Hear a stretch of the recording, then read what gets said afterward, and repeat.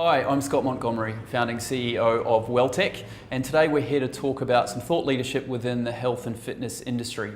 And today we have Natalie Dau. Welcome, Natalie. Thanks, Scott. Natalie is a bit of an enigma across Asia. She's a Reebok-sponsored athlete and an ambassador for Sports Singapore. So today we're going to talk about fatigue and some of the early signs and symptoms, and a quick takeaway for you at home personally and also the workplace. So Natalie, if we can, there's a misconception a lot of the time that tiredness and fatigue are the same thing.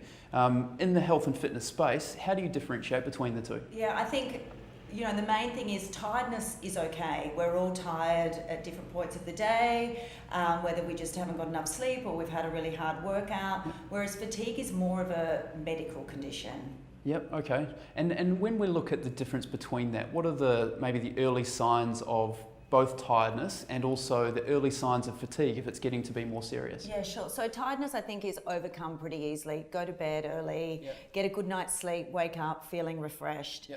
Fatigue, on the other hand, you've got things like depression that can kick in, your skin's dry, you're feeling anxiety, you're not able to eat, there might be some breathing issues. So it's a very, very different feeling than just being tired after a workout or a hard day at work. Okay, and it sounds like there's a spectrum there. So when we get down to the very extreme levels of the medical condition of chronic fatigue or ongoing fatigue, what about just as we're sort of embarking on that early stage fatigue? What do you notice? Yeah, I think you notice, it's everything from toilet habits, right through to just getting a few heart flutters when you're not used to getting them and feeling a bit anxious at times, not being able to sleep, and I think just sort of questioning decisions that you're making in the workplace, particularly, not being able to focus on what you're doing.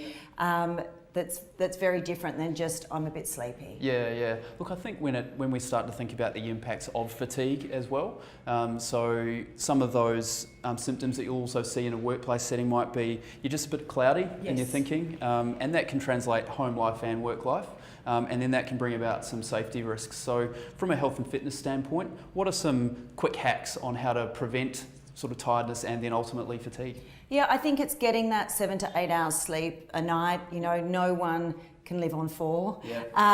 It's making sure you drink enough water. So simple things like that.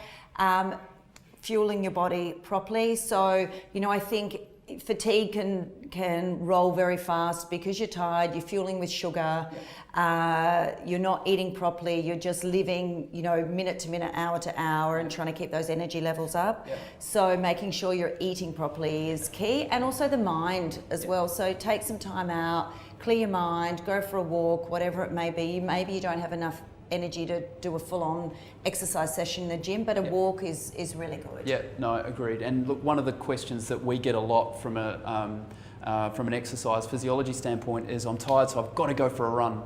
Now, there's a point in time where it's actually not helpful for you to do that. You actually need some rest.